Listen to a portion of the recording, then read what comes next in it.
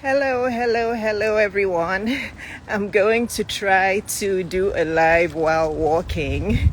Hi, everyone. I was taking a walk with my husband, and he went back in to attend to the kids, and I thought I'd continue. It's going to rain in Atlanta in about an hour, but I thought I'd come out here with my freckles and my butterflies.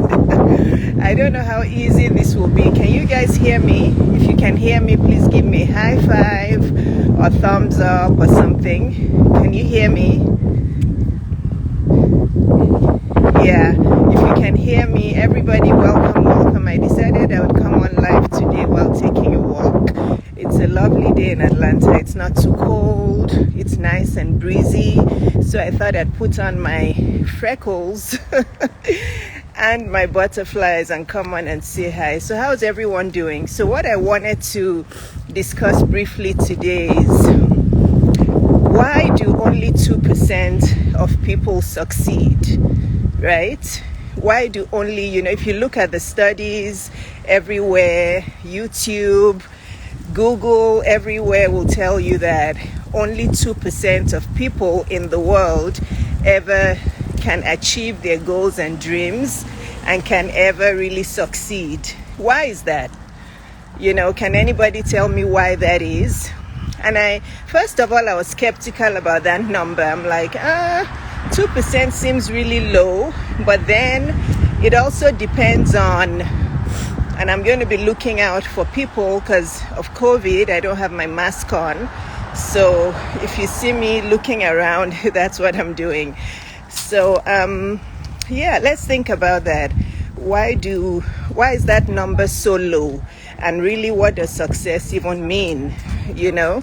So for me, even without looking at a dictionary, I'll define success as, success is the way that I find is a state of being happy, joyful, having inner peace and fulfillment, and having enough resources, right, to be able to take care of my family and myself, and to be able to do good in the world, to give back to the world, right, without being in debt and without having to worry about money and provision. So that's what I would define as success. For me, that will be a state of success when I feel that I have enough money to provide for my family and myself, for their education, to pay my bills, to travel, and to just have peace and fulfillment and total wellness and good health, right? That's what I define as success, without having to worry about money. Now, if you really think about everything I just stated, how many people have that? So maybe the 2% is correct. Hi, everyone. Hi, Debbie Ignite. How's everyone? I'm taking a walk, getting my steps in. So you may see me start to huff and puff a little bit because I'm walking briskly. But so what I'm discussing today is, why is it that only 2% of people succeed, and what really does success mean? And that's why I just defined success. So, me, I like taking polls. Now, everybody who's on, can you tell me if you feel like you're feeling successful in life at this point, based on everything I just stated for you?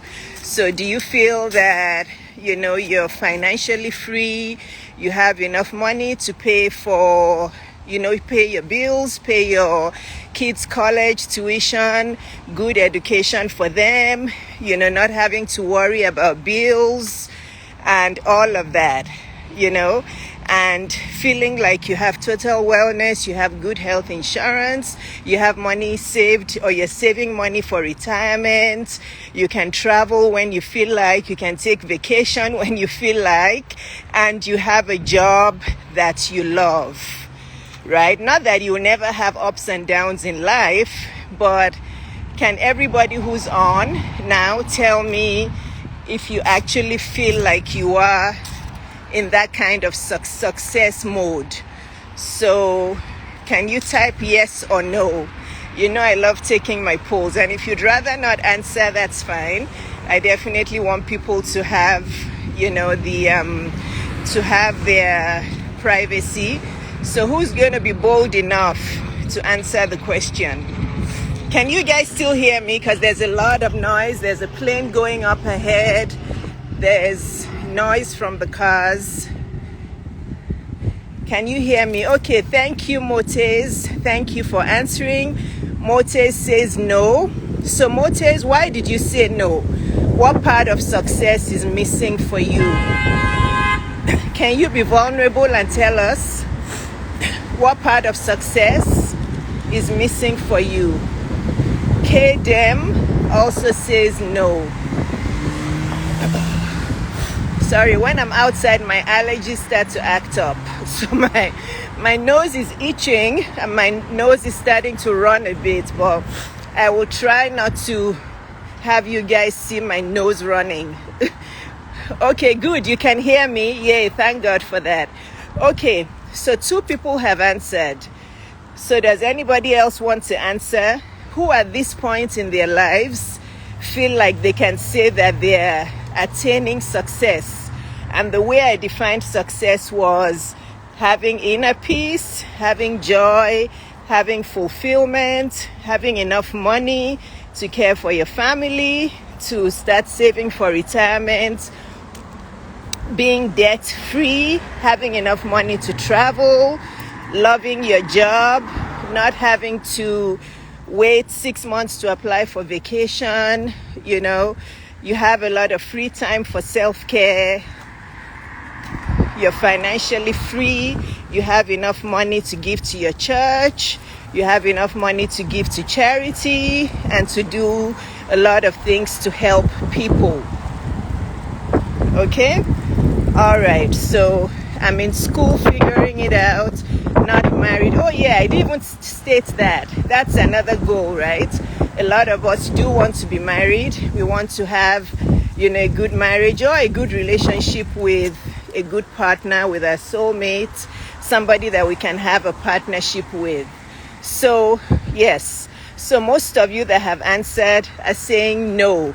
So this is what I've been pondering the last few days, because I've been reading about it, that is it really true that only 2% of people really reach success? And then I started to journal. Okay, I'm taking brisk walks, so I'm getting a little breathless and I don't have my water with me, but I'm going to keep going. Yeah. So who likes taking steps here? I take a minimum of 8 to 10,000 steps every day. I do. Even if I don't take them outside, I make sure I take them inside the house and I walk up and down. So that's one of my secrets of youthfulness and anti-aging: exercise and walking. So going back to the 2%, and I'm going to type it here, that why do only 2% of people... Okay, Motes, I know you were brave last time. Can you also be brave again to tell us what are the things you're doing now to be able to get you out of debt and to be able to get you more success in life? Can you tell us, can you give us a few tips?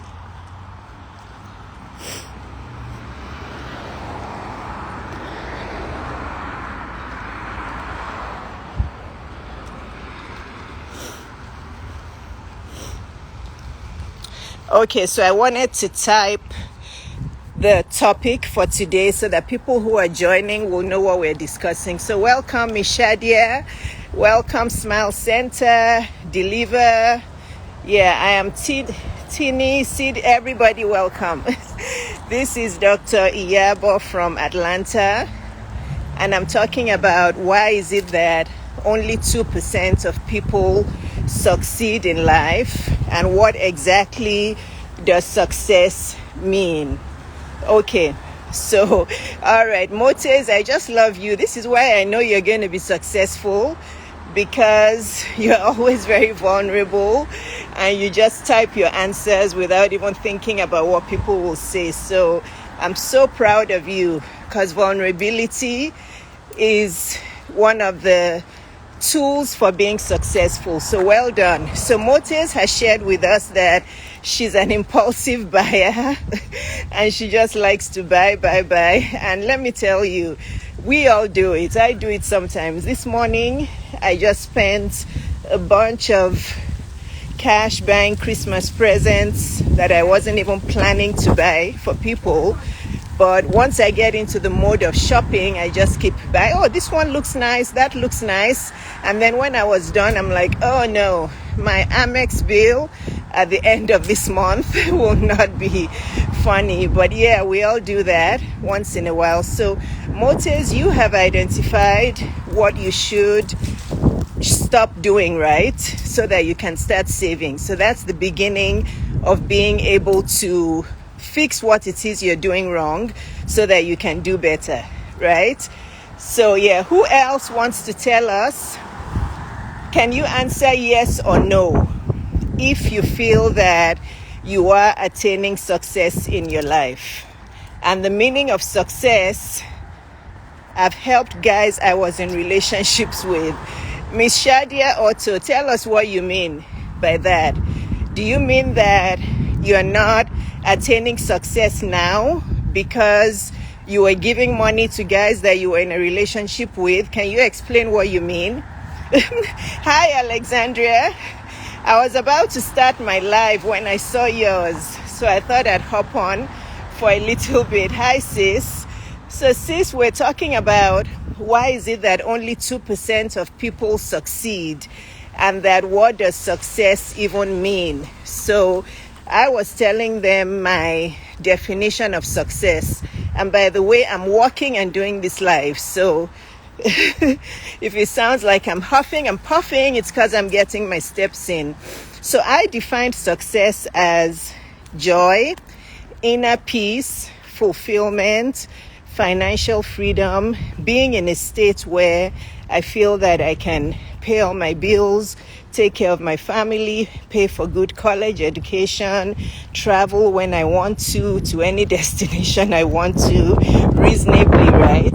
Take vacation when I want to, and also still have savings for retirement and emergency funds, and feeling total wellness, physical and spiritual wellness. And what else did I say? There was one more thing about success. There was one more thing, and I don't remember that now. But basically, those are the hallmarks of success. And when I thought about it, that maybe really it's only 2% of people in the world that actually do get to that state. Maybe that's what it is. Because when I first saw those statistics, I'm like, I feel like that's too low. And then I was thinking to myself that who even sets the definition of success? It's like, who even, success is objective. It's subjective. But when I thought about it, I'm like, you know what? Success actually is all of those things. Because if you don't have inner peace, if you're not healthy, if you're worrying all the time about money, you can't go to sleep, you can't have good sleep because you're in debt, you're not going to feel successful. Or if you hate your job, I know, Alexandria, right? So this is why I wanted to do a live about it. So somebody who's asking me, Tenacious wants to know, what's the first step to have this level of success? Very good. So for me, I would say the first step to this level of success is trying to figure out what your mission is in life. For me, I believe that that's the beginning of success. Figuring out for yourself, why am I on this earth? What is my mission? What is my life purpose? That is the first way. That's the first question you have to answer before you can even start to figure out all the rest. I don't know if anybody else has an opinion on that, but you have to figure out what, for me, the day that I was really able to find my peace and my happiness and my contentment was the day that I realized what my mission and what my purpose in life is. So, number one, go into your quiet time. And I'm going to talk about quiet time next week. I'm going to do a whole YouTube video about the difference between having quiet and alone time as opposed to feeling lonely. Okay, they're very different. So the first thing is try to find out what your mission is in life. Because like I posted this morning, a lot of doctors are unhappy because they think wrongly that their mission in life is to be doctors, even though being a doctor is a wonderful profession. We all know that, right? Without doctors, none of us is going to feel better. We won't have a place to go to get our checkups, all of that. But being a doctor is not necessarily your mission and your purpose in life. Not necessarily. So you really have to dig deep within the nucleus of your soul to find out what is your mission. Then tenacious, once you figure out what your mission is, then the next thing is, how do I get there? Because once you know what your mission or your purpose is in life, you have to think, how are you going to get there and how are you going to monetize it? And this is where you're going to start to have peace and joy and fulfillment when you're using your innate creative gifts to create a business. Yes, so that is what it is. And I'm not saying that college isn't important. Absolutely, it's still very important for us to go to college to get a good education, because all of it is additive.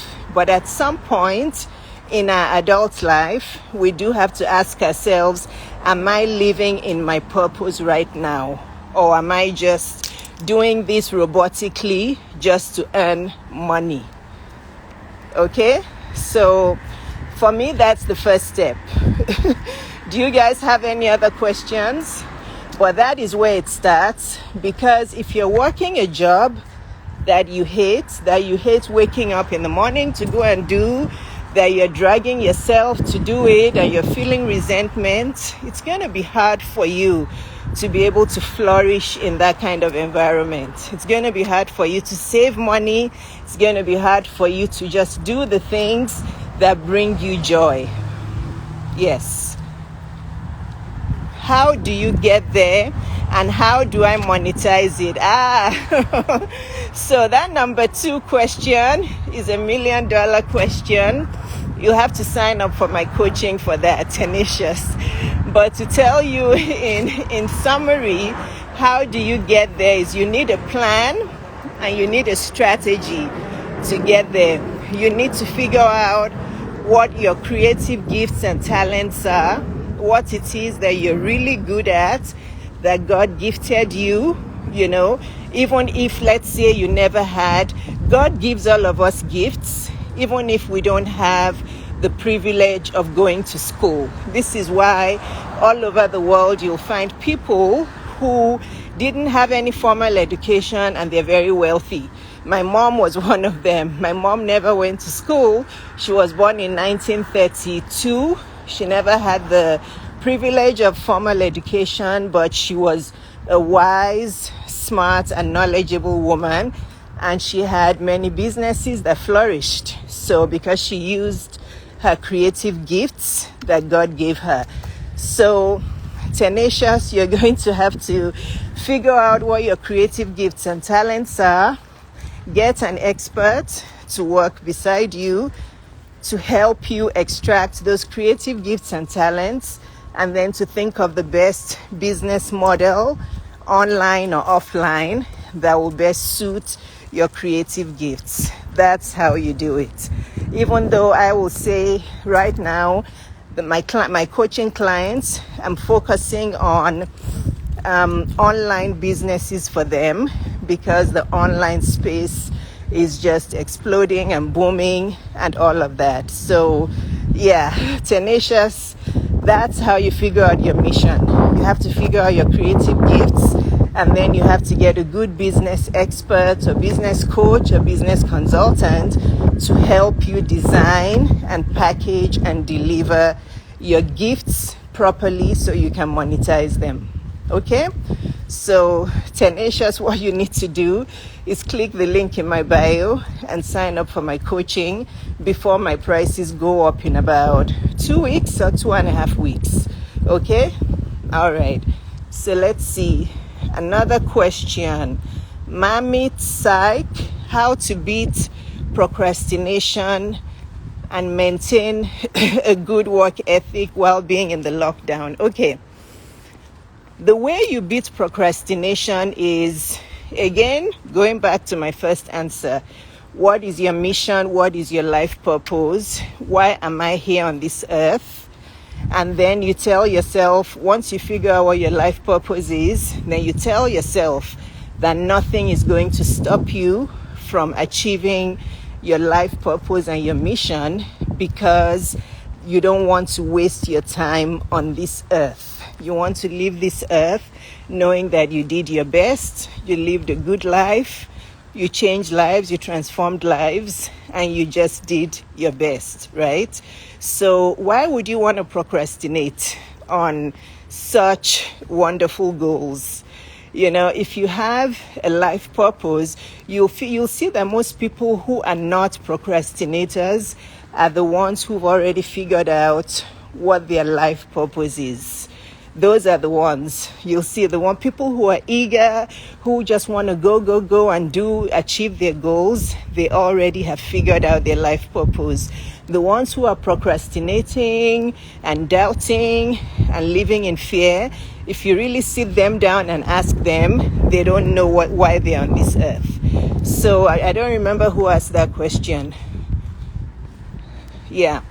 Oh yes, I'll save this live. Yeah, I'll save it for sure, Motes. Yeah.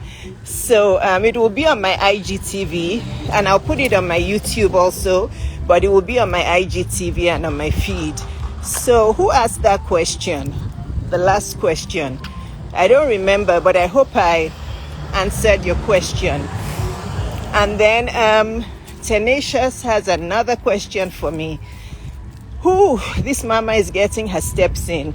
I'm sure I've probably gotten about 5,000 steps in already. I feel good. I'm sweating a bit too.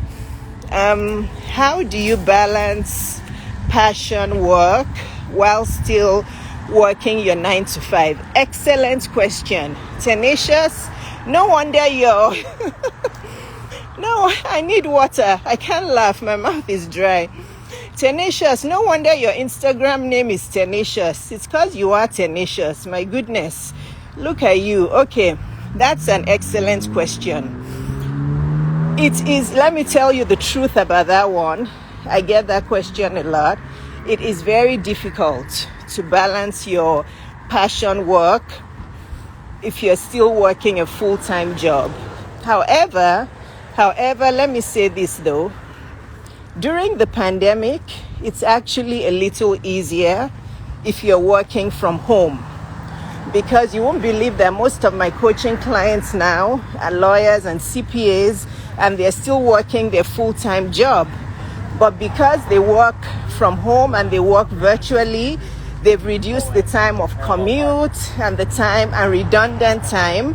So they actually have more time on their hands to face their passion work.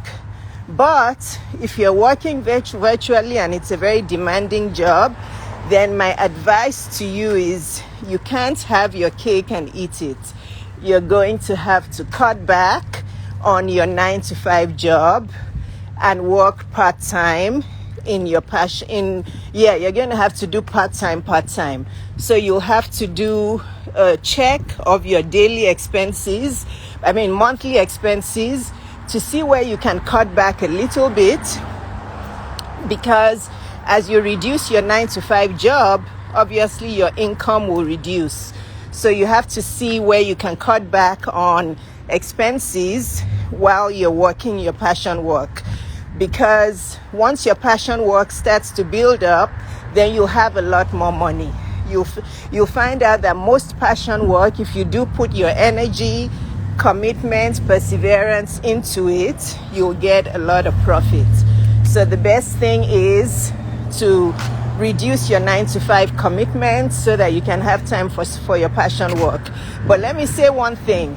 The thing you do not want to do is compromise on your self-care and on your sleep and on your rest. A lot of people, what they do is they still work their 9-to-5 jobs. Then on the weekends when they're meant to be resting, taking a walk, exercising like I'm doing, or evenings when they're meant to have family time or resting, they do their passion work, and then it affects their sleep, their health, and all of that. So you don't want to do that. So I hope that answered your question. So the people asking me questions, if I answered your question, just give me a high five if that was good. Hi, Marilyn. Okay? Yeah, so let me know if I answered your question.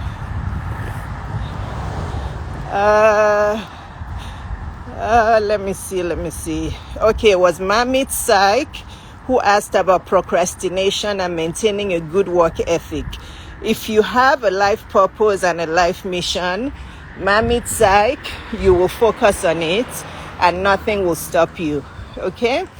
Any other questions before I go off? My nose is running with all the trees and allergies in Georgia.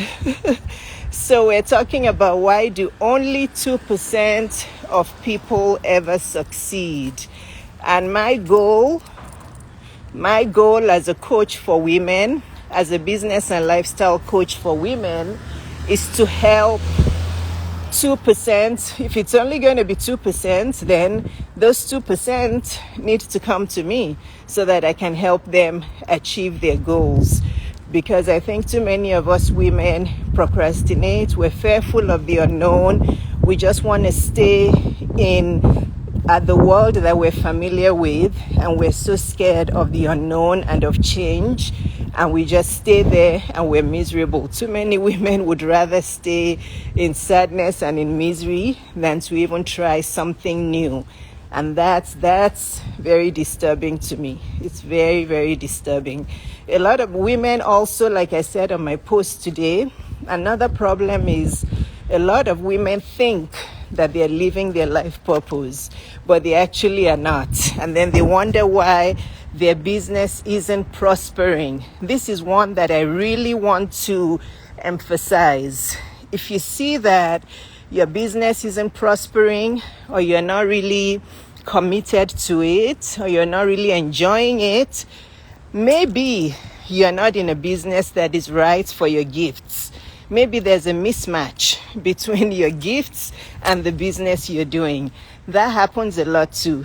There's many women who think they're living their purpose, but if you really sit down and interview them and, like my coaching clients, and we go through everything and really dig deep, you'll see that they're only doing that business because it seems to be in fashion, or other people told them it was a good idea, or at the time they started it, it was the in thing or whatnot. And there's a mismatch between their real gifts and the business they're doing. So this is where you need an expert like me so that we can really dig deep to make sure that what you're doing, the business you've created, actually matches your gifts. Because if it doesn't match your gifts, you're still going to be hustling and grinding and not enjoying what you're doing. Okay? You should focus. Yeah, well, motives, that's another thing. Women, we like to do 2 or 3 or 4 or 5 business ideas at the same time when we haven't even succeeded in one. Think about it. If you're not earning high 6 figures in one business, then why are you going around looking for other things to do? You need to focus on one. Then that's another problem with women. We want to be the jack of all trades. Do this business, do that business, do this business. And if you tell them to tell you about their books and profits and what they're making, it's like almost zero. So you need to focus on one thing at a time rather than, coming up with new business ideas every day. Okay? I will take one more question. Then I will go inside and get some water to drink. Because my lips are dry. I've never done a live while walking and exercising. This was interesting. Yeah, who has done a live while on a brisk walk? Who has done a live before on a brisk walk? Oh, okay, motes. Yeah, sorry. Oh, focus on one area in your life first. Well, yeah. You to be successful in business, you also have to make sure you are taking care of your personal life. Too many people are focused on business. They're not focused on all the improvements and the development of their personal life, their total wellness, their weight loss goals, their sleeping goals, all of that. You cannot be successful in business and have success and fulfillment if your personal life isn't happy. If you hate being single and you're worrying every single day about finding a partner, you have to practice self-love and enjoy your own company before you can have a successful business, because you're not going to be able to focus on the business if all you're thinking about is finding a boyfriend and getting married, right? Okay, so yeah, I misunderstood what you meant. Yeah, you guys get up and move. I'm sure that I've already conquered 5,000 steps as I've been doing. And then I was able to also chat to you guys on live, right? So I've been able to kill 2 birds with a stone. So this is your last chance, guys. Do you have any more questions? I'll take one more. And if there's no more questions, I'll end by saying that don't forget to join me tomorrow on my tea time with Dr. Iyabo at 2 p.m. I'll be chatting with Rochelle of Marriage for Millennials, and we'll be talking about dating and marriage goals and all of that. Make sure you go and subscribe to my YouTube, because I have a lot of videos that will help you with business and lifestyle and all of that. So if you're not yet subscribed to my YouTube, click the link in my bio or just search for my name, Dr. Iyabo Webzo. Okay, there's dogs here that are barking at each other, okay? And then, most importantly, I can help you achieve all your business and lifestyle goals. So make sure you click the link in my bio and sign up so that I can be your coach. My prices are going up on January 2nd, so stop procrastinating. Okay, guys?